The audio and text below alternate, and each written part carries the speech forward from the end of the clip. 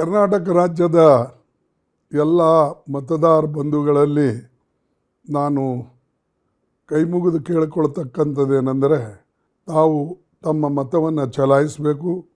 ಲೋಕತಂತ್ರ ಮತ್ತು ಸಂವಿಧಾನ ಇದನ್ನು ಉಳಿಸಬೇಕು.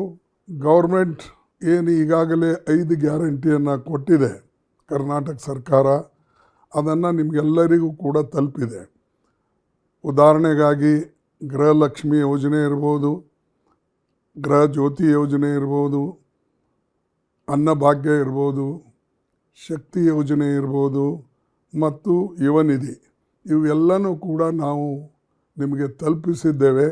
ಅದಕ್ಕಾಗಿ ನಾವು ತಮ್ಮಲ್ಲಿ ವಿನಂತಿಸ್ಕೊಳ್ತೇವೆ, ದಯವಿಟ್ಟು ತಾವು ದೇಶದ ರಕ್ಷಣೆಗಾಗಿ ಮತ್ತು ದೇಶದ ಪ್ರಜಾಪ್ರಭುತ್ವಕ್ಕಾಗಿ ಮತವನ್ನು ಚಲಾಯಿಸಬೇಕಂತೇಳಿ ನಿಮ್ಮಲ್ಲಿ ಕೈ ಮುಗಿದು ಕೇಳಿಕೊಳ್ತೇನೆ.